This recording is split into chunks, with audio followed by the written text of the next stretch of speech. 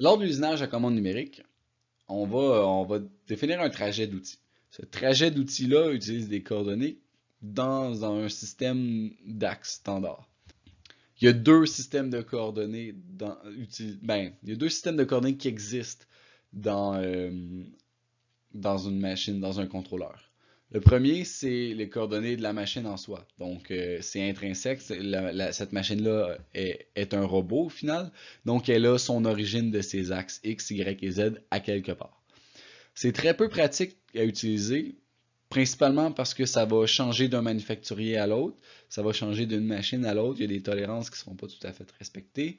Puis ça impliquerait qu'il faudrait positionner, il faudrait savoir exactement la position exacte de notre brut dans la machine pour pouvoir faire une compensation à quelque part. C'est pas très pratique à utiliser. Ce qu'on va utiliser plutôt, c'est des systèmes de coordonnées locaux de pièces. Donc, dans la machine, vous allez voir ça sous Work Coordinate System ou encore Work Offsets. Euh, Au final, c'est un système de coordonnées qui va être placé par l'utilisateur. Donc, si on prend notre image à droite ici, on voit que notre brut, originellement, notre métal brut ressemblait à quelque chose comme ceci. Puis, on pourrait dire que le coin de notre métal brut ici serait nos coordonnées 0, 0, 0. Ce que ça fait, c'est qu'après ça, la programmation de notre routine d'usinage est beaucoup plus facile parce qu'elle est référencée à partir de ce point-là, qui est, lui, un point physique de notre brut, de notre matériel brut. Donc, on est certain que la pièce finale va être dans notre matière finalement. Elle ne sera pas à moitié dehors, à moitié dedans, parce qu'on a mal calculé notre distance entre l'origine de la machine puis, puis notre brut. Ce qu'on va faire plutôt, c'est ça. Donc, ce qu'on va faire pour indiquer à la machine où ce point-là se trouve, c'est qu'on va simplement la prendre par la main, puis on va venir lui faire toucher ce coin-là, soit avec un outil, soit avec une sonde, pour pouvoir lui indiquer ça ici, c'est mon point 000. Ce point 00-là, il va être appelé par un code G-code qui va s'appeler G54. La raison pour laquelle vous allez voir dans le contrôleur Work Offsets plutôt que Work Localization ou quelque chose comme ça, c'est que au final, le contrôleur, tout ce qu'il fait, lui, c'est des additions, des soustractions. Donc, ça va être le décalage entre la coordonnée 0 de la machine, puis la coordonnée 0 de notre pièce. Puis lui, il va ajouter ces décalages-là, ou plutôt les soustraire aux coordonnées qui vont apparaître dans le G-code. L'autre problème qu'on va avoir avec l'usinage CNC, c'est qu'on va utiliser des longueurs d'outils différentes. Donc, à chaque fois qu'on va mettre un outil dans la broche, il faut que la machine sache, il faut que le contrôleur sache quelle longueur cet outil-là a.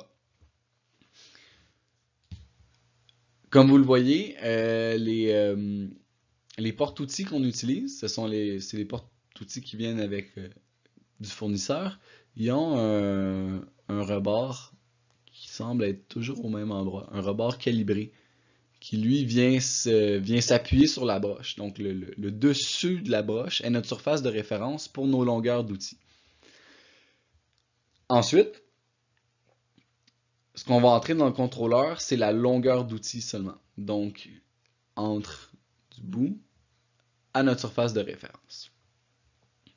Cette longueur-là, on va l'entrer dans un tableau d'outils qui, lui, va être appelé Tool Offsets, que vous allez trouver dans le contrôleur. Donc, finalement, chaque outil est numéroté. Donc, lui, ici serait mon outil numéro 1. Lui, ici serait mon outil numéro 2, numéro 3. Là, on voit ici que les descriptions ne concordent pas avec les outils que j'ai ici. Si on prend le cas de cette fraise en bout-là, je rentrerai une description pour ne pas me mélanger. Je peux lui entrer un diamètre ou pas, parce qu'il ne sera pas utilisé dans la machine. Je reviens là-dessus dans quelques instants. Le seul point que le contrôleur va utiliser, c'est la longueur de l'outil. Pour entrer la longueur de l'outil, il y a plusieurs tactiques. Je pourrais, par exemple, simplement mesurer la distance entre le rebord ici et le bout de l'outil, puis l'entrée. Sinon, je pourrais le monter dans la machine, puis faire des soustractions de position pour obtenir ma longueur d'outil. C'est quelque chose qui se ferait. Les méthodes pour mettre en pratique ça, vous allez voir dans les vidéos de procédure. À suivre sous peu. Pourquoi est-ce que dans le tableau d'outils, on se soucie seulement de la longueur et pas du diamètre? Parce qu'il y a seulement la longueur qui va être compensée dans le contrôleur. Le diamètre ne sera pas compensé dans le contrôleur, mais il va être compensé dans notre programmation d'usinage. Puisque ce qui va usiner au final, c'est notre point ici, c'est notre point de contrôle de l'outil.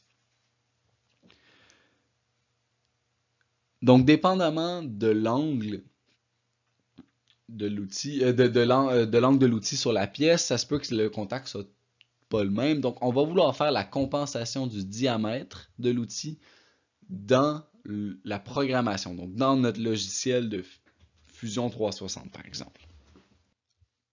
Pour la fraiseuse, c'est simple. On avait une surface de référence qui était la broche. Pour un tour, on va avoir quelques difficultés supplémentaires. Un tour à commande numérique, souvent, en fait, la majorité du temps, les outils vont être montés à l'arrière de la pièce plutôt qu'à l'avant. Comme dans un tour à commande manuelle. Ça va faire que les outils vont être à l'envers. Puis en plus de ça, les outils vont être montés sur un changeur d'outils automatique. Donc celui qu'on a à Polyfam, c'est la photo que vous avez à droite. C'est un porte-outils automatique qu'on va appeler une tourelle. Donc j'aurais les outils qui seraient montés ici comme ça. Puis là, j'aurais par exemple mon brut qui serait ici, que je viendrais usiner.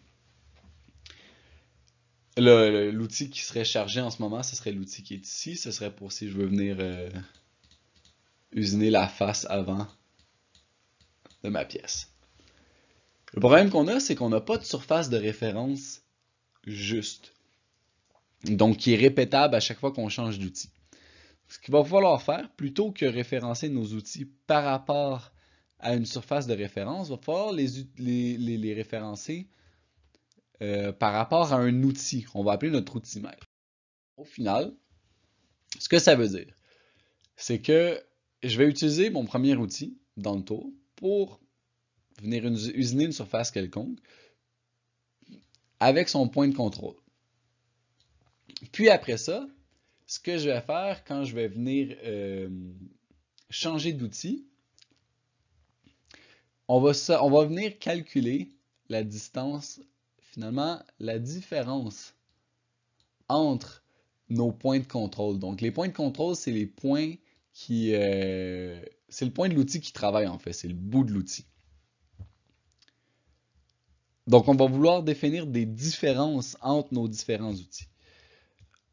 Encore une fois, ce phénomène-là va être beaucoup plus clair dans le vidéo de procédure, mais je tenais à vous en informer aujourd'hui. Merci d'avoir été avec moi, puis je vous souhaite une excellente journée.